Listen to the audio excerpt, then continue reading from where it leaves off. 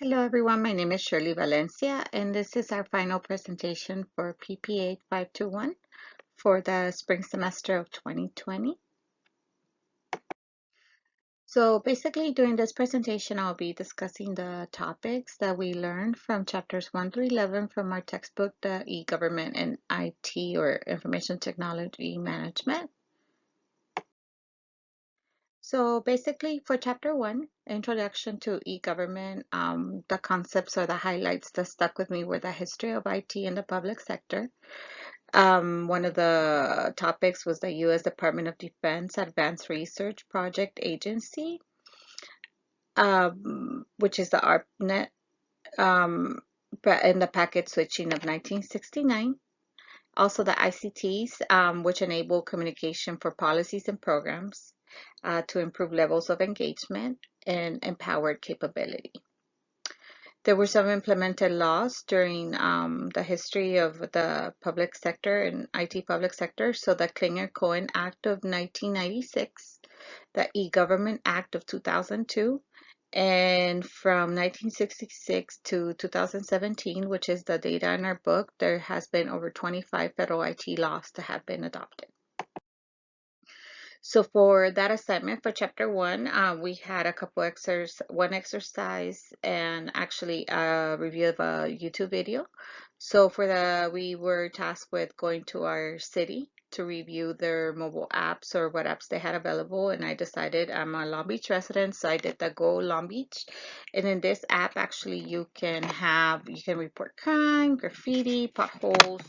You can actually contact the police department or have it on your app in your phone, pay tickets, information on voting.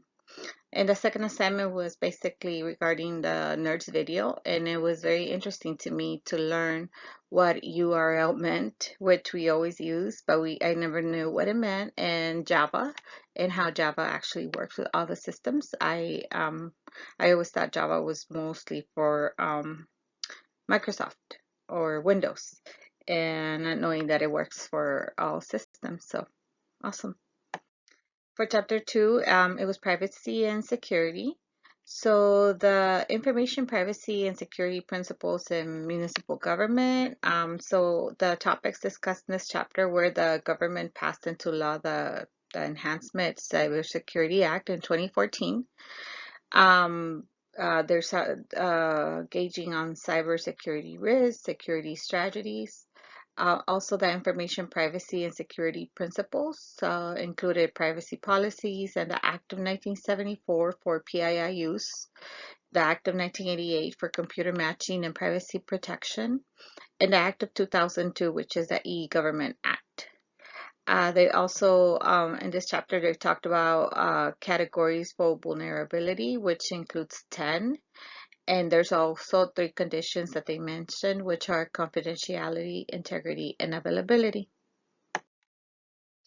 For this one, we actually were tasked to visit a website to see if they properly implemented the privacy and security concerns. So I decided to visit my employer, which is OC which was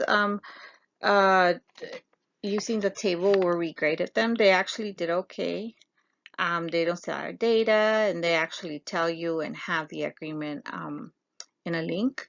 And now noticing a lot of websites do, but it was just interesting that it's available there.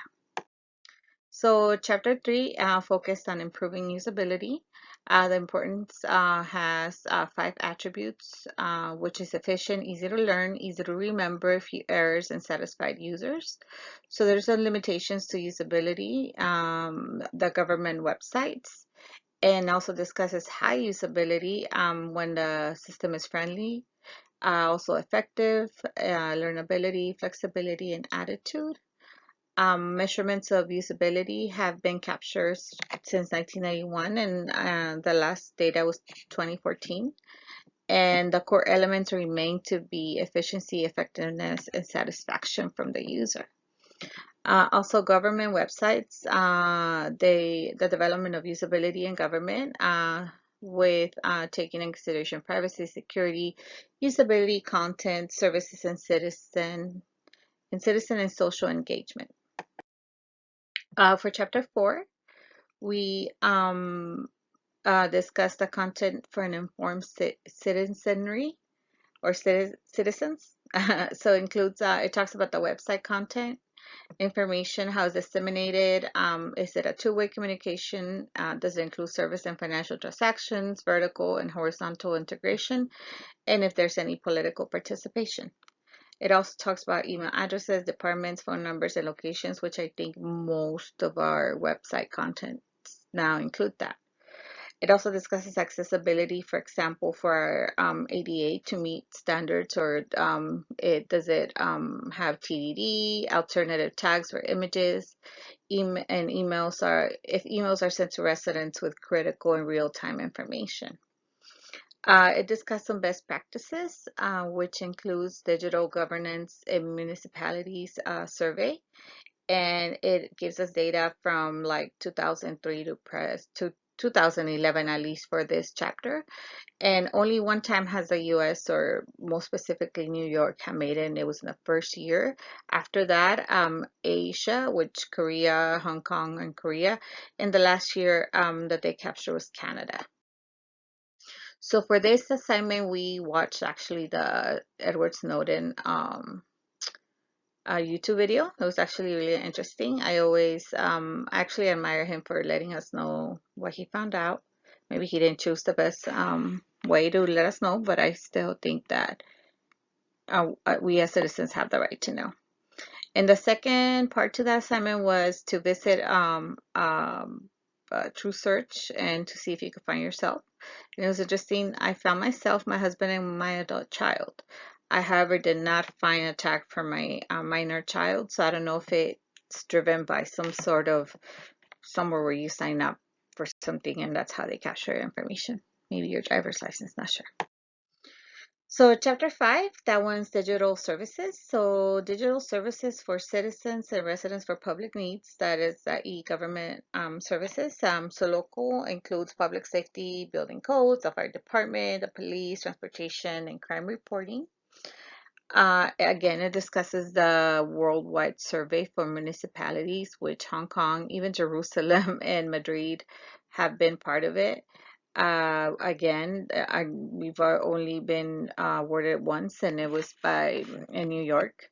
And the best practices is delivering good public services, financial counseling, applying for a driver's license, information on tours, parking tickets, tow vehicles, reporting, service billing, which a lot of these are done more at a city level, more than at like at a state level. Maybe only applying for a driver's license, less as a country. I don't know that we have like maybe your social security card when you apply for one on the internet. Chapter 6, participation. So it talked about engaging the public and is how information is shared. Is it one way of communication, or is it a consultation where it's a two-way, or is it an active participation partnership? It also discusses the evolution of participation. So it continues to trend up by the use of computers. So the more people that are able to connect and have access, the more it will trend up. And it talks about 3 stages, like publish information, interaction for decision making, and transaction of government services. The next one is evaluating participation, which helps managers to identify demands, and it also discusses about smart cities and the way they handle that information that comes in by using the participation from the citizens. It also talks about the measuring of participation. So we go back to the municipalities worldwide survey, and they use 5 categories, which is privacy, security, content, service, citizen, and social engagement. So it's the same thing. Chapter 7, we talked about social media and local government. So about adopting social media and increase of the use of the internet. So it's a social, cultural, and civic life for now.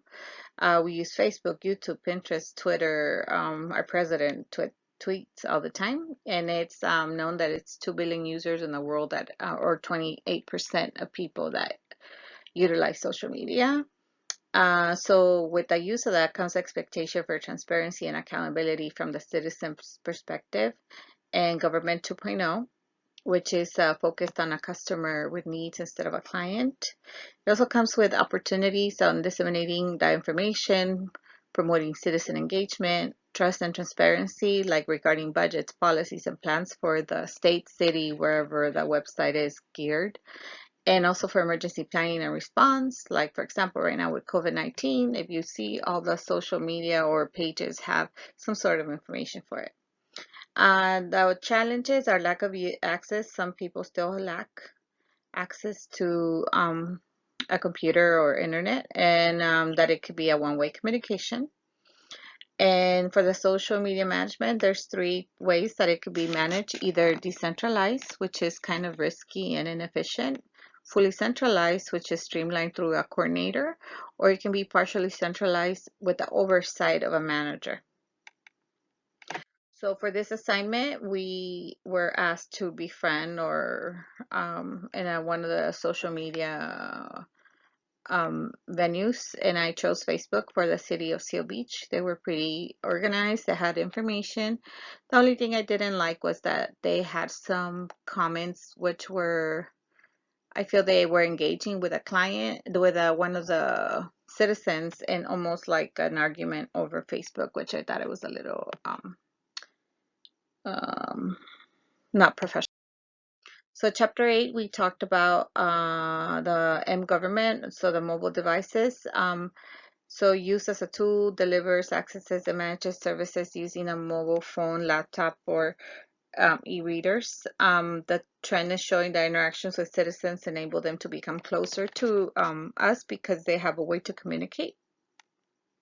It's also very friendly for public services, and it's a two-way process. So some benefits is that it can have access in remote areas, and you can have access to the government 24/7. And you can also assess your service delivery and try to tackle the digital divide. So they talked about M-government and e-government and how networks, electronic identity, social media, internet, mobile phone, tablets, laptops, applications, and biometrics are related. And even biometrics nowadays, even if you have a M-government, like it discusses about your body and fitness and all this other cool stuff.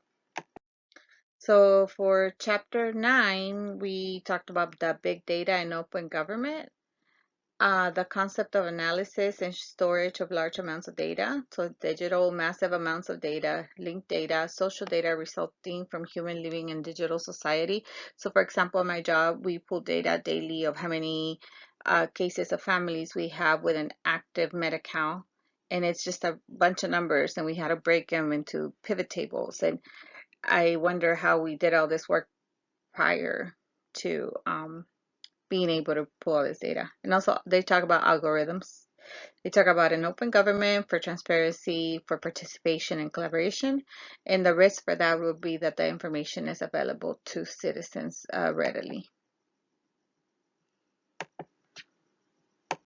So chapter 10, we discussed the digital divide, the U.S. Department of Commerce, the Telecommunications and Information Administration, social inequality. We talked about some factors like demographics, socioeconomic, geographic, physiological, and ethnic. And we also talk about income, education, age, and ethnicity, which are factors that relate to the divide. We also discussed the OECD and the non-OECD and the divide that is widening between those two even nowadays, and bridging the digital divide to the mobile and smartphones. So to trying to get like minority groups, people of lower income, education, rural residents, and those over 65 to be able to participate in the new era, I guess. So for chapter 10, we had to write a basically something which related what year we thought it was the best. I want to say that 2013, in my opinion, was still a year where we already had social media and we started getting a lot of information from different venues, but it wasn't too aggressive, and we were actually, I feel like we were getting more efficient information by the use of these venues, and now that it's just totally commercialized, and even the news, the way and type of news we receive. So for chapter 11, we discussed the functionality and future of e-government based on the Clean Air Code Act of 96 and the addition of CIO. So in order to review the privacy, the security, identity management, the trust, disability, timeliness, the connectivity, capability, e-democracy, and some of the obstacles. So for that assignment, we actually were tasked with reviewing our city's information, and I just put this here. She's the Chief Information Officer for the City of Long Beach. But I found that a lot of based on the assignment to see if they met some of the previous factors we mentioned in the previous slide, we did pretty good. So for implementation, basically ensure that the CIOs for myself are efficient, being utilized, especially in the internet. The citizens are engaged, improving services, deliveries, developing applications to support citizens, economic cost improvement, like maybe start using more of the electronic communication, efficiency in services, and transparency and accountability. And lastly, thank you. I enjoyed this class and I learned a lot, and I wish you all good luck.